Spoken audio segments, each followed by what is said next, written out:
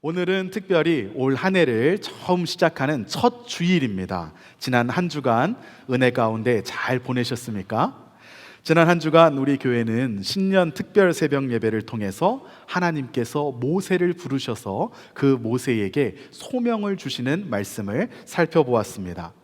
하나님으로부터 소명을 받은 모세는 이제 이집트로 들어가서 그곳에서 고통받고 있던 백성들에게 하나님의 말씀을 전합니다. 하나님께서 너희를 약속의 땅, 가나안 땅으로 부르신다. 같이 가자 합니다.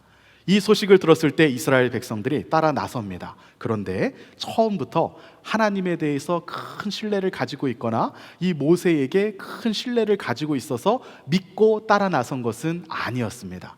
그들이 이집트를 따라 나서서 광야로 들어섰던 것은 하나님을 믿어서 하나님의 약속을 신뢰했다기보다는 그것보다는 무슨 마음이 더 컸냐면 이집트에서 고생하고 고통당하고 있는 그 삶을 벗어나고자 하는 마음이 더 컸습니다. 하나님께서 귀한 약속을 해주셨지만 이 약속에 대한 신뢰와 기대보다는 그저 지금 현실의 삶을 벗어나고자 하는 마음에서 따라 나섰던 것이죠. 단지 지금의 고통과 지금의 어려움을 벗어나고자 해서 시작한 신앙생활과 똑같습니다. 그러한 이유 때문에 신앙생활을 시작하고 그러한 이유 때문에 이제 모세를 따라서 가나안으로 가는 여정 가운데 이들이 아주 많이 당황합니다. 왜냐하면 본인들이 생각했던 것과는 전혀 상황이 달랐기 때문입니다. 하나님께서 약속을 해주셨다 그러고 하나님께서 가나안 땅으로 이끄신다 그리고 또 하나님께서 그 땅이 젖과 꿀이 흐르는 땅이라고 하시니 그 땅에 따라 나서기만 하면 또 그 과정 가운데 모세가 많은 능력을 보여주었으므로 그러한 능력으로 자신들 앞에 전혀 어려움 없는, 전혀 고통 없는 그러한 삶이 펼쳐질 줄로 알았습니다. 그런데 막상 따라 나서니 그렇지가 않았던 겁니다. 단지 지금 현재의 어려움을 피하기 위해서 거기에서 벗어나기 위해서 따라 나선 삶 가운데 다시 어려움을 만나니 여지없이 그들의 신앙이 흔들립니다. 더 어려워지니 이제는 모세를 죽이고 다시 이집트로 돌아가고자 하는 그러한 마음까지도 먹습니다.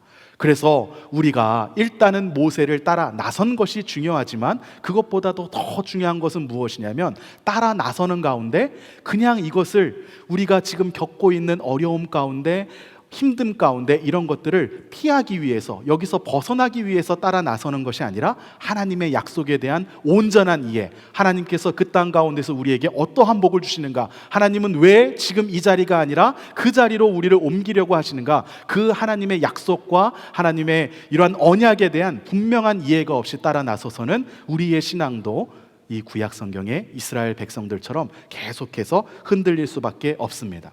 이스라엘 백성들은 하나님의 약속과 하나님의 언약에 대해서 오해했습니다. 그래서 막상 모세를 따라 나섰을 때 당황하고 힘들어했습니다. 모세를 따라 나서기만 하면 어려운 일이 전혀 없을 줄 알았는데 계속해서 어려운 일이 생깁니다. 그리고 그 어려운 일이 그냥 한 번에 끝나는 것이 아니고 앞으로도 계속 이어질 것처럼 보입니다. 이런 상황 가운데서 이스라엘 백성들은 어떻게 했습니까? 계속해서 모세를 향해서 불평합니다. 계속해서 모세를 향해서 원망합니다. 그리고 본인들이 따라 나선 삶이었지만 차라리 모세가 우리를 부르지 않았더라면, 우리가 그냥 이집트에서 살았었다면 그때의 삶이 더 좋았을 것이다 라고 이렇게 이야기하고 아주 많은 죄를 짓습니다. 그래서 결국 출애굽한 출애굽 세대는 하나님께서 불러내었음에도 불구하고 하나님께서 약속하신 그 약속의 땅, 축복의 땅으로 들어가지 못합니다. 여호수아와 갈렙만 남고 모든 사람이 다 죽는 것이죠. 오늘 우리가 읽은 본문은 모세가 죽은 상황에서 시작합니다.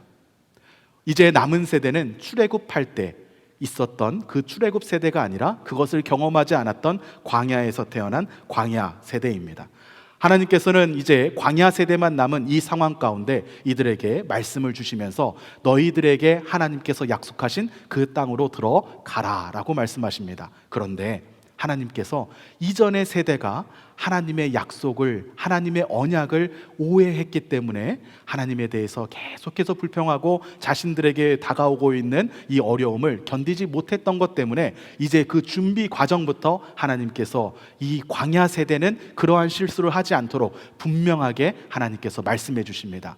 그래서 이 여호수아서를 처음부터 쭉 읽으면 어떠한 내용들로 가득하냐면 하나님께서 우리에게 약속하신 땅이 어떤 곳인지, 그 이전에 오해했던 그 오해를 반복하지 않도록 하나님께서 약속하신 가나안 땅, 하나님께서 약속하신 약속의 땅, 축복의 땅, 젖과 꿀이 흐르는 땅이 어떠한 땅인지, 그 땅에 들어가서 우리가 어떠한 축복을 누리게 될 것인지를 처음부터 계속해서 반복해서 설명해 주십니다. 이것을 설명해 주시고 또 그 땅 가운데 그 땅을 정복하면서 일어나는 여러 가지 일들을 통하여서 하나님의 약속, 하나님의 축복에 대해 온전히 이해하고 나갈 때와 잘 이해하지 못하고 오해하고 그럴 때 어떻게 이 결과가 달라지는지 많은 케이스들을 보여줍니다. 그래서 이 여호수아서를 읽으면 하나님께서 우리에게 약속하신 축복이 무엇인지, 하나님께서 약속하신 이 축복을 나의 삶 가운데 이루기 위해서 내가 어떻게 신앙생활하고 어떻게 살아야 하는지를 알려주시는 이러한 말씀들이 아주 가득합니다. 그래서 올 한 해를 시작하면서 총 10번에 걸쳐서 이 여호수아서의 말씀을 함께 나누려고 합니다. 이 여호수아서의 말씀을 살펴보면서 하나님께서 우리에게 약속하신 그 언약, 하나님께서 우리에게 약속하신 축복, 그것에 대한 의미를 우리 마음속에 새기면서 하나님께서 우리에게 주시는 축복을 마음껏 누리시는 그러한 여러분들 되시기를 주님의 이름으로 축복합니다. 오늘은 특별히 우리가 읽은 본문을 통해서 우리가 하나님께서 우리에게 주시는 형통을 누리기 위해서는 우리가 어떠한 삶을 살아야 하는지, 하나님께서 우리에게 주시는 형통의 복을 누리기 위해서는 우리가 어떻게 살아야 하는지를 함께 살펴보며 은혜를 나누려고 합니다. 그래서 오늘 말씀의 제목이 무엇입니까? 바로 형통하려면입니다. 형통하려면 우리는 어떻게 해야 할까요? 하나님의 형통을 누리기 위해서 우리는 어떻게 해야 할까요? 첫 번째로 하나님의 형통을 누리기 위해서 먼저 가장 중요한 것은 형통의 의미를 오해하지 말아야 합니다. 형통의 의미를 오해하지 말아야 한다. 아주 쉬운 말 같지만 이 형통이라는 말이 우리가 오해하기 아주 쉬운 말입니다. 여호수아서 1장 8절 말씀을 같이 함께 읽기를 원합니다. 같이 읽어볼까요? 시작. 이 율법책을 내 입에서 떠나지 말게 하며 주야로 그것을 묵상하여 그 안에 기록된 대로 다 지켜 행하라. 그리하면 내 길이 평탄하게 될 것이며 내가 형통하리라. 아주 익숙한 말씀이시죠. 이 말씀은 외우시는 분들도 많고 많은 분들에게 사랑을 받는 말씀입니다. 이 말씀이 특별히 좋은 이유는 하나님의 말씀대로 살면 하나님께서 무엇이라고 약속해 주십니까? 내가 형통하리라 라고 이렇게 약속해 주십니다. 하나님께서 이렇게 말씀해 주시는데 이것만큼 좋은 이야기가 어디 있을까요? 아주 듣기 좋습니다. 내가 형통하리라, 형통하리라. 또 이 말씀을 붙들고 많이 기도합니다. 하나님, 형통하게 하여 주시옵소서. 형통한 삶으로 이끌어 주시옵소서. 형통의 복을 허락하여 주시옵소서. 그런데 제가 말씀을 준비하면서 이 형통이라는 말이 무엇을 의미하는가 해서 사전을 찾아보았습니다. 사전적인 정의로는 이렇게 나와 있습니다. 모든 일이 뜻과 같이 잘 되어 가는 것. 형통이라는 말은 모든 일이 뜻과 같이 잘 되어 가는 것을 의미한다고 합니다. 그러니까 어떠한 일을 할 때, 우리가 어떠한 삶을 살아갈 때 일이 진행되는 것이 내가 생각한 대로, 내가 계획한 대로, 내가 바라는 대로 잘 되어 간다는 것이죠. 직장에서도 잘 되고, 학교에서도 잘 되고, 자녀들도 아주 내가 바라고 기도하는 대로 잘 되는 것, 이것을 형통이다라고 이해할 수 있을 것입니다. 그렇지만 이 형통이 모든 것이 뜻과 같이 잘 되는 것이다 라고 이렇게 이야기할 때 중요한 포인트가 하나가 있습니다. 그것이 무엇이냐면 내 뜻이 아니라 하나님의 뜻과 같이 이루어지는 것. 이것이 바로 신앙이 있는 사람들과 신앙이 없는 사람들, 하나님을 아는 사람들과 하나님을 모르는 사람들의 차이입니다. 하나님을 모르는 사람들은 모두 다 내가 바라는, 내가 생각하는 내 뜻대로 내 인생이 되어지기를 원합니다. 그 가운데서 내가 아주 형통하게 평안하게 살기를 원합니다. 그것을 복이라고 생각합니다. 다른 사람들이 부러워할 만한 그러한 삶으로 내 삶이 만들어져 가기를 원합니다. 그것이 형통이라고 생각합니다. 그러나 하나님을 믿는 사람들의 형통은 그것이 아니라 내 뜻이 아니라 하나님의 뜻대로 하나님의 뜻이 이루어지는 것이 하나님에게만 형통이 아니라 나에게 형통이다라고 이러한 고백을 하게 되는 것이죠. 이스라엘 백성들은 모세를 따라서 광야를 맞이하고 또 광야를 지나오고 그곳에서 생활하면서 이러한 생각을 했습니다. 하나님께서 자신들 뜻대로, 자신들 생각대로 그러한 계획이 자신들 앞에 펼쳐지지 않도록 인도해 주시지 않으니 참 고통스럽고 고난이고 힘들다고 생각했습니다. 어떻게 하면 이것을 피할 수 있을까? 어떻게 하면 이 어려움을 없앨 수 있을까? 다시 돌아가자, 이런 마음까지 먹고 아주 하나하나 거의 모든 행동들이 하나님 앞에 범죄하는 행동이었습니다. 그들이 그렇게 했었던 이유는 이 형통의 의미를 제대로 이해하지 못했기 때문이었습니다. 하나님께서 주시는 축복의 의미를 제대로 이해하지 못했기 때문이었습니다. 하나님께서 성경에서 말씀하시는 형통은 우리의 뜻대로, 심지어 우리가 그것을 위해서 기도한다고 할지라도 하나님의 뜻대로 이루어지는 것이 우리에게 복이 되는 줄로 믿습니다. 우리가 성경을 읽고 신앙생활을 하다 보면 우리에게 익숙한 단어, 익숙한 그런 표현들이 있습니다. 그런데 우리가 어떠한 단어와 어떠한 표현들을 들었을 때 우리 마음속에 떠오르는 것과 하나님께서 그 표현, 그 단어를 이야기하실 때 하나님께서 이해하고 생각하시는 바는 차이가 많이 있는 경우가 많습니다. 하나님과 우리의 질적인 차이가 있으니 당연히 이 수준의 차이가 날 수밖에 없습니다. 하나님은 하나님 차원의 형통을 이야기했는데 우리는 우리의 뜻이 이루어지는 그런 형통을 바라볼 수밖에 없습니다. 당연히 그렇습니다. 그러나 신앙이 자라간다는 것은, 믿음이 자라가고 신앙이 성숙한다라는 것은 하나님께서 이해하는 바와 내가 이해하는 바가 점점 이 차이가 좁혀지는 것, 그것을 두고 우리는 신앙이 자란다라고 이야기할 수 있습니다. 신앙이 자라고 믿음이 좋다라는 것은 그냥 기도를 많이 해서 목이 걸걸한 소리로 이야기하는 것, 그것을 신앙이 자랐다라고 이야기하지 않습니다. 성경을 많이 읽고 성경에 대한 지식이 빠삭하게 알아서 누가 무슨 말 하든지 말씀으로 다 정죄할 수 있는 이러한 성경적인 지식이 있다고 해서 믿음이 자랐다고 이야기하지 않습니다. 다른 사람들의 삶을 보면서 당신은 이것을 잘못했고 이것을 고쳐야 되고 이것은 하나님의 말씀에 어긋났다고 이렇게 이야기할 수 있는 그러한 시각을 가지는 것을 두고서 신앙이 자랐다라고 이야기하지 않습니다.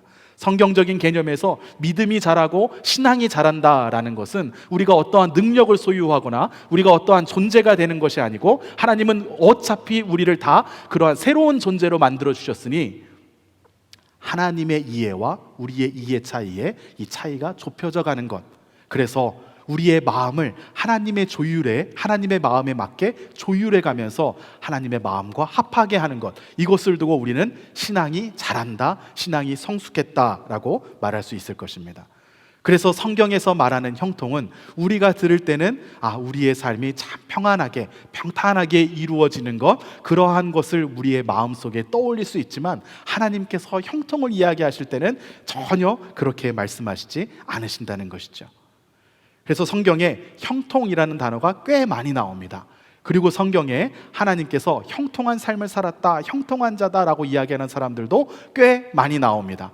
그런데 그런 형통한 삶을 살았다라고 이야기하는 모든 사람들을 다 살펴보면 하나의 공통점이 있습니다. 그게 무엇이냐면 그들의 삶을 통해서 하나님의 뜻이 이루어졌다라는 것이죠. 그들이 어떠한 삶을 살았는지는 별로 관심이 없습니다. 그것에는 전혀 관심이 없고 그들의 삶을 통하여서 하나님의 뜻이 이루어졌느냐, 하나님의 뜻이 하나님의 뜻대로, 하나님의 방법대로 이루어졌느냐, 그렇다면 그 사람의 삶이 형통한 삶이다라고 이야기합니다. 모세의 삶은 형통한 삶이었을까요? 모세는 120년을 살았는데 그의 인생을 세 부분으로 많이 구분해서 이야기합니다. 이집트에서 왕자로 살던 기간이 있었습니다. 그리고 미디안 광야에서 살던 기간이 있었습니다. 그리고 이스라엘 백성들을 이끌고 가나안 땅으로 향해 가는 그 광야의 세월이 있었습니다. 이 세 가지의 세월 중에 모세가 형통했던 때는 언제일까요?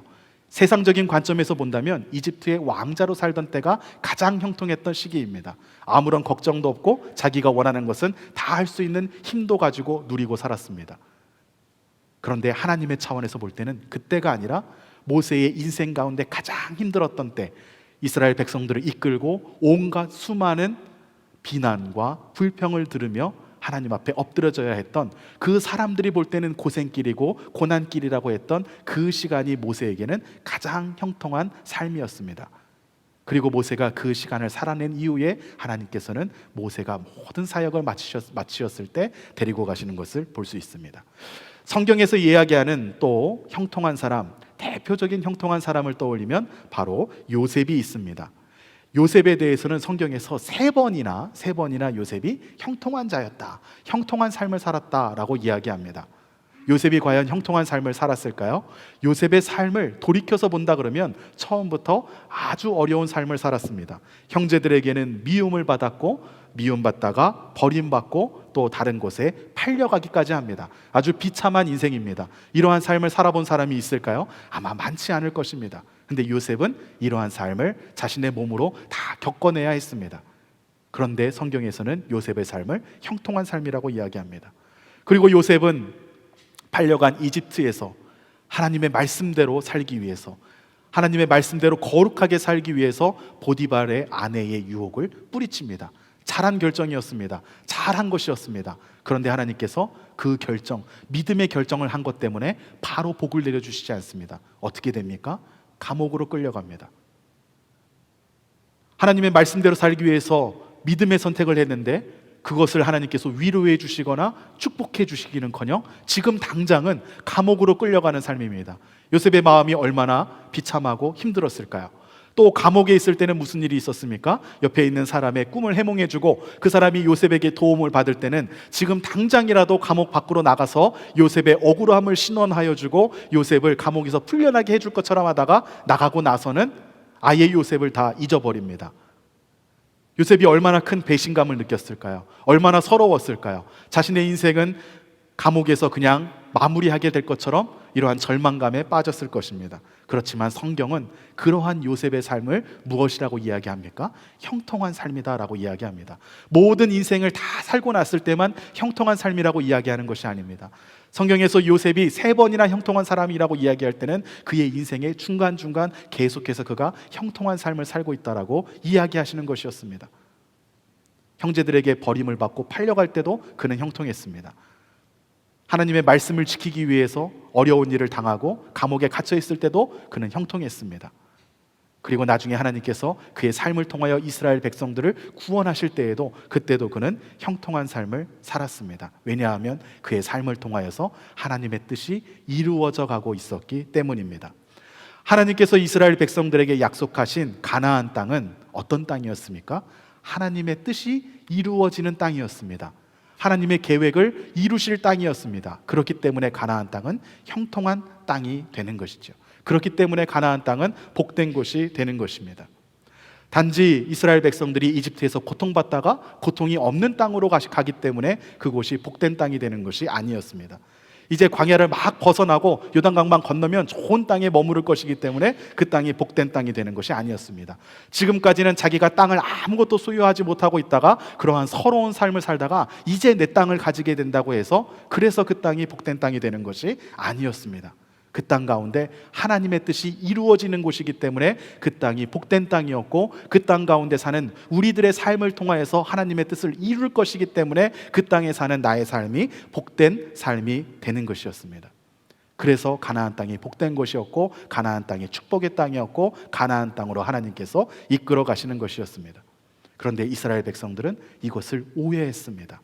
하나님께서 이끄시는 축복, 하나님께서 주시는 형통에 대해서 내 뜻대로 되기를 바라니까 힘들어하고 어려워하고 하나님 앞에 범죄할 수밖에 없었던 그러한 시간을 오래 지냈습니다.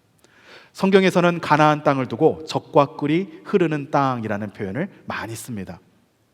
제가 이스라엘 살 때 이스라엘에 방문하시는 분들에게 이러한 질문들을 많이 들었습니다. 성경에서는 젖과 꿀이 흐르는 땅이라고 이야기하는데 이스라엘 땅을 보니까 젖과 꿀이 흐른다고 도무지 보기가 어렵습니다. 왜 그런 걸까요? 이런 질문들을 많이 들었습니다. 네, 실제로 그 땅에서 젖과 꿀이 흐르는 땅이다라고 보기보다는 정말 메마르고 살기 척박한 땅이라고 보는 것이 훨씬 더 맞습니다. 그럼에도 불구하고 성경에서 이 가나안 땅을 젖과 꿀이 흐르는 땅이다라고 이야기하는 것은 젖과 꿀이 어디나 흐르기 때문에 네가 거기에 들어가면 일도 하지 않고 흐르는 젖을 먹을 수 있고, 일도 하지 않고 그냥 흐르는 꿀을 먹을 수 있고, 그러한 아무것도 하지 않아도 되는 그러한 놀고 먹는 삶이 너에게 약속된다라고 그렇게 하나님께서 우리에게 주시는 축복을 약속하신 것이 아니었습니다. 광야와 같은 곳이라고 할지라도 하나님께서 우리와 동행하시며 하나님의 뜻을 우리의 삶을 통해서 이루어 가실 때, 그때 우리는 광야와 같은 곳에 산다고 할지라도 그곳이 젖과 꿀이 흐르는 땅입니다 라고 고백할 수 있는 것이죠. 하나님의 뜻이 이루어지지 않는다고 한다면 젖과 꿀이 흐른다고 한들 우리의 삶은 광야 같을 수밖에 없습니다. 올 한 해 동안 하나님과 동행하시면서 하나님과 동행함으로 말미암아 광야와 같은 땅, 가시더미와 같은 그런 길을 걷는다고 할지라도 젖과 꿀이 흐르는 땅입니다 라고 고백할 수 있는 그러한 은혜를 모두 다 누리시기를 주님의 이름으로 축복합니다. 하나님의 형통을 누리기 위해서는 어떻게 해야 할까요? 두 번째로, 하나님의 형통을 누리기 위해서는 하나님의 말씀에 올바로 반응해야 합니다. 하나님의 말씀에 올바로 반응해야 합니다. 여호수아서 1장 2절 말씀을 같이 함께 보기를 원합니다. 같이 읽겠습니다. 시작. 내 종 모세가 죽었으니 이제 너는 이 모든 백성과 더불어 일어나 이 요단을 건너 내가 그들 곧 이스라엘 자손에게 주는 그 땅으로 가라. 하나님께서 이 구절을 통하여서 무엇이라고 말씀하십니까? 그 땅으로 가라라고 말씀하십니다. 근데 그 땅으로 가라라는 이 말씀을 지금 이 광야 세대, 광야에서 태어난 세대에게만 하시는 말씀이 아니었습니다. 그 이전의 출애굽 세대에게도 똑같이 하셨던 말씀이었습니다. 그런데 왜 그 이전의 출애굽 세대는 이 땅으로 가라라는 이 명령을 들었는데 그대로 순종해서 하지 못하고 이 약속의 땅으로 들어가는 축복을 누리지 못하고 이 광야에서 태어난 세대는 들어가는 축복을 누릴 수 있었을까요? 다른 것은 아무것도 없었습니다. 단 하나가 달랐습니다. 그것이 무엇이냐면 말씀에 대해서 반응하는 방식이 달랐던 것입니다. 광야 세대에게도 하나님이 그 땅으로 가라라고 말씀하셨던 것처럼 이전에 출애굽 세대에게도 똑같이 말씀하셨습니다. 그렇게 말씀하셨을 때 출애굽 세대는 어떻게 반응했을까요? 하나님께서 그 땅을 올라가서 차지하라, 두려워하지 말라, 똑같은 말 똑같이 하셨습니다. 그런데 그때 출애굽 세대는 어떻게 반응했을까요? 그 반응을 우리는 신명기 1장 22절에서 찾을 수 있습니다. 신명기 1장 22절 말씀을 우리 같이 함께 보기 원합니다. 같이 읽겠습니다. 시작.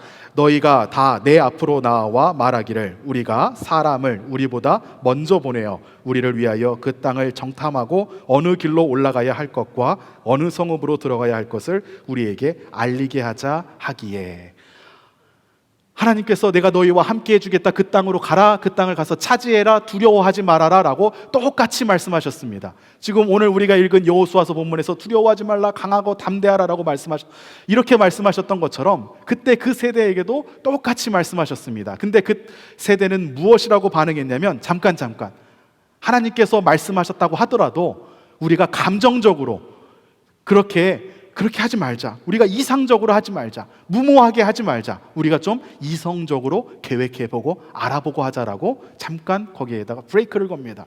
그리고서는 어떻게 합니까? 정탐꾼을 보냅니다. 이분들이 하나님의 말씀대로 순종하는데 정탐꾼을 보낼 필요가 있었을까요? 없었습니다. 정탐꾼을 보냈던 것은 정말로 잘 확인해보자 라는 말이 아니라 사실은 하나님의 말씀에 순종하지 않아야 되는 이유를 찾기 위해서였습니다.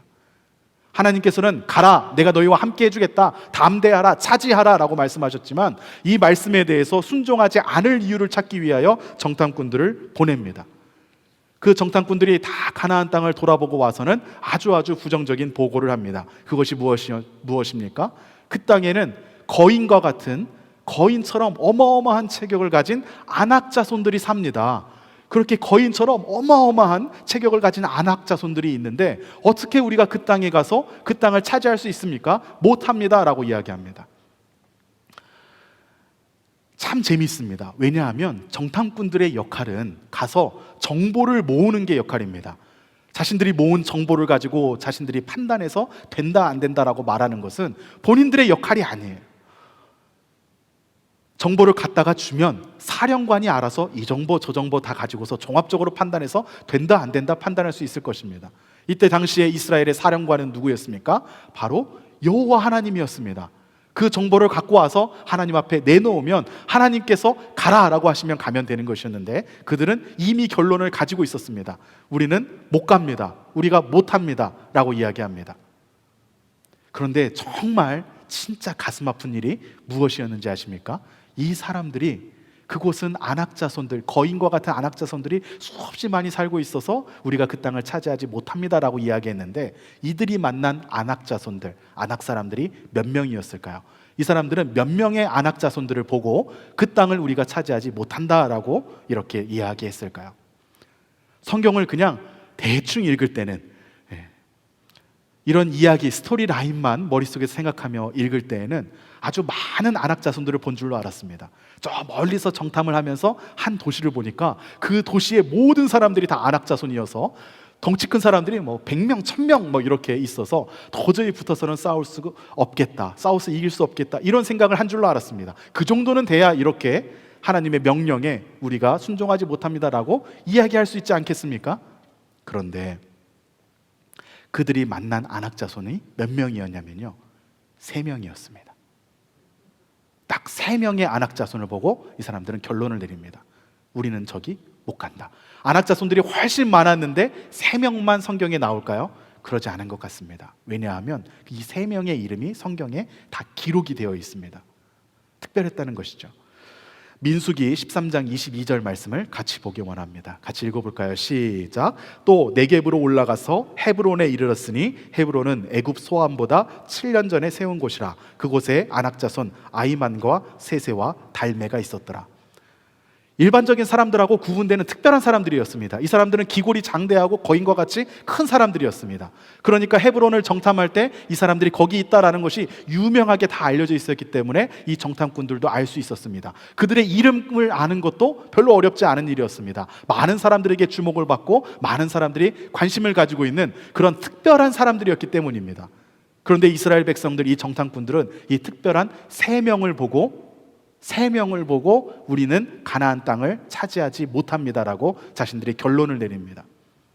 하나님께서 말씀하셨을 때, 하나님께서 명령하셨을 때 우리가 한번 이성적으로 생각해 보자, 즉각적으로 순종하지 말자, 안 될 이유를 찾아보자 라고 이러한 마음으로 가나안 땅에 들어갔기 때문에 그 땅에서 3명의 안악자손을 보더라도 너무 반가운 거예요. 이제 저들로 인해서 우리가 순종하지 않을 이유를 찾은 것이었기 때문입니다. 그래서 결국 출애굽 세대는 어떻게 됩니까? 하나님께서 약속하신 이 가나안 땅으로 들어가지 못하고 다 죽게 되는 이러한 역사를 맞이합니다. 그런데 그 이후에 이스라엘 백성들은 어떻게 되었을까요? 그 이후에 광야 세대는 이전 세대하고는 완전히 다릅니다. 똑같은 말씀을 하나님께서 주시면서 그 땅으로 가라라고 명령하시죠. 그때 여호수아는 이 말씀을 듣고 어떻게 했을까요? 하나님 잠시만요, 제가 한번 생각해 보겠습니다 라고 이야기하지 않습니다. 하나님 잠시만요, 제가 한번 고민해 보겠습니다 이렇게 이야기하지 않습니다. 아무런 다른 말을 묻지 않습니다. 그냥 그대로 순종합니다. 백성들, 관리들 다 모아서 이야기합니다. 하나님께서 이렇게 명령하셨다. 여호수아는 모세로부터 잘 보고 배웠으니까 이렇게 할 수 있을 것 같습니다. 그러면 다른 백성들도 그랬을까요? 예, 다른 백성들도 그랬습니다. 여호수아서 1장 16절 말씀에 그 백성들의 반응이 나와 있습니다. 같이 읽겠습니다. 시작. 그들이 여호수아에게 대답하여 이르되 당신이 우리에게 명령하신 것은 우리가 다 행할 것이요 당신이 우리를 보내시는 곳에는 우리가 가리이다. 여호수아가 명령했기 때문에 그냥 무조건적으로 순종한 것이 아니었습니다. 그 명령이 하나님의 명령이었기 때문에 당신이 우리에게 명령하신 것은 다 행할 것이요 라고 이렇게 고백하는 것이죠. 저는 이 부분을 묵상하면서 이런 생각이 들었습니다.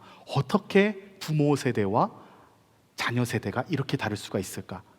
이 부분을 묵상하면서 성경에 자세하게 나와 있지 않기 때문에 정확히는 알 수 없지만 추론을 해본다 그러면 저는 이런 식으로 추론을 해보았습니다. 아마 부모 세대가 하나님의 말씀에 즉각적으로 순종하지 못하고 순종이라는 올바른 반응을 하지 못해서 겪었던 이 아픔들에 대해서 참 아파하면서 자녀들을 신앙으로 잘 교육시켰던 것 같습니다. 그래서 너희들은 하나님께서 말씀하시면 이성적으로 생각해 보자고 하지 말고 하나님의 말씀이 맞다면 그 말씀에 순종해라. 즉각적으로 순종하는 것이 말씀에 대해서 올바로 반응하는 방식이다.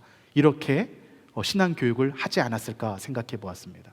그렇게 배운 세대는 하나님께서 같은 명령을 하셨을 때, 같은 말씀을 하셨을 때 전혀 어떠한 토도 달지 않고 우리가 다 그대로 행하겠습니다 라고 이렇게 고백합니다. 그리고 하나님께서는 그들의 삶을 통하여 하나님의 형통을 이루시며 그들의 삶을 형통하게 이끌어 가시는 것을 볼 수 있습니다.